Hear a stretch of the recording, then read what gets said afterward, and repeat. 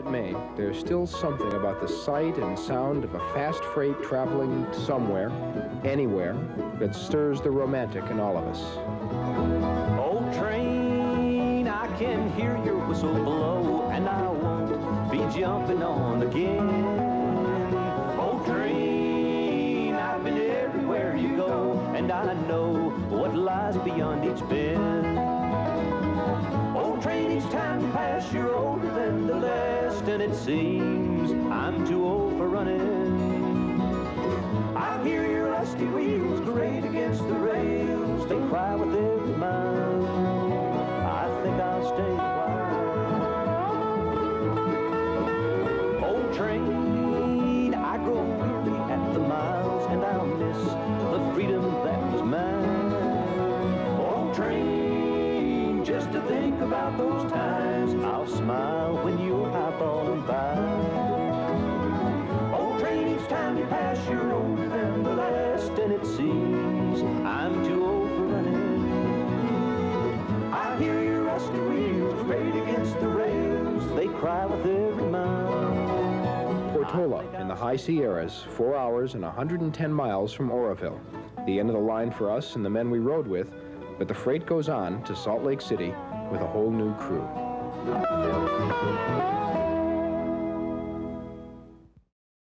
Show may recognize his name as the producer, cameraman on many of our action and adventure stories.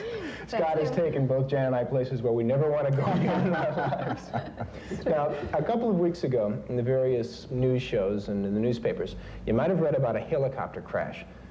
That helicopter crash involved Scott, who was the cameraman on the story we just saw, the freight train through the Sierras. Scott was in the helicopter, high above the train, shooting the aerials, which you saw in the story, and survived, miraculously, a 30-foot crash by the copter. And he was rolling tape during the crash. We're going to get to that in a minute, but let's walk through it from the beginning. As First of all, we like you being back. Thank you. I like being back.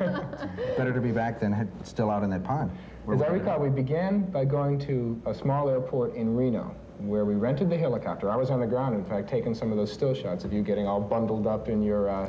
snowmobile suit. Both the pilot and I wore snowmobile suits because we expected the temperatures to be down to about 20 degrees, 25 degrees up in the air, and moving at anywhere from 20 to 80 miles an hour with the door off so that we could shoot, necessitated wearing some warm clothing. Interestingly, those of us on the crew, those of us who helped Scott get into the helicopter, Steve Chauvin and Cricket Kowalczyk and I, afterward talked about it, and even at the time had a strange feeling about the helicopter. I mean, there was a kind of a sense that something wasn't right. No one wanted to say it out loud. When it wouldn't start. When it wouldn't start. That was a good sign. Did you have any feelings, Scott?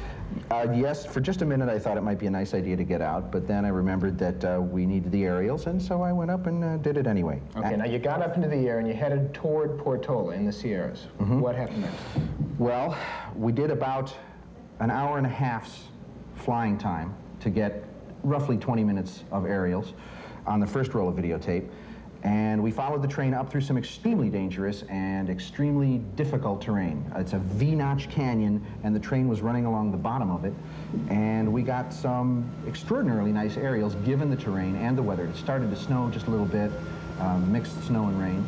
And toward the end now, the train came into Portola to the station. As the train came into Portola, we got some shots of it entering Portola, and as it was leaving, the pilot said to me, would you like to get some shots of the caboose? Low shots, running right along next to the train, shots of the caboose. And I said, sure. Being adventurous sort? Well, it didn't seem like an adventure at the time. And we went down quite low and ran along parallel to the train, and I was shooting a tight shot of the caboose when it happened. And it was what? What happened? As we came in low next to the train, I started to zoom in on the caboose and got a clear look at the guy in the caboose, and suddenly there was a loud thump and we were going all over the sky.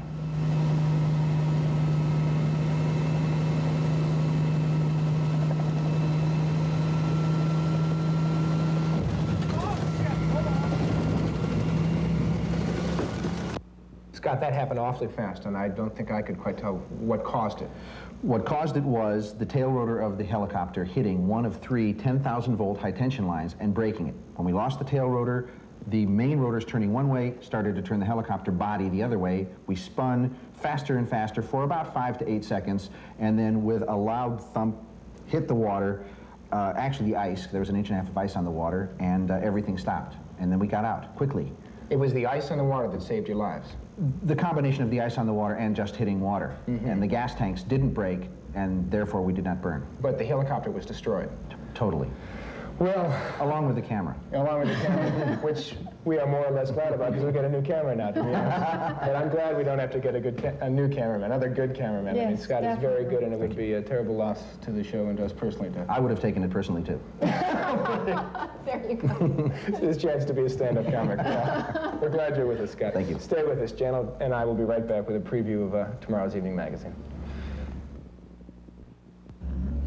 You know, Steve, Scott tells me that that was his 4th helicopter crash. No kidding. When were the other ones? He said once in Vietnam, 2 in New York, and then again here, the 4th helicopter crash. Well, it really is a miracle that he survived through that one. He should have been electrocuted, for one thing, and the fall could have killed him. And really the most miraculous part of the story, perhaps, is that the tape recorder, when it flew out the window, flew through the window, actually, landed upright on a snowbank, so we were able to show you the shots. Well, we're out of time. See you then. Good night. Join us tomorrow. Now we have some munchies. Here, thank you very much.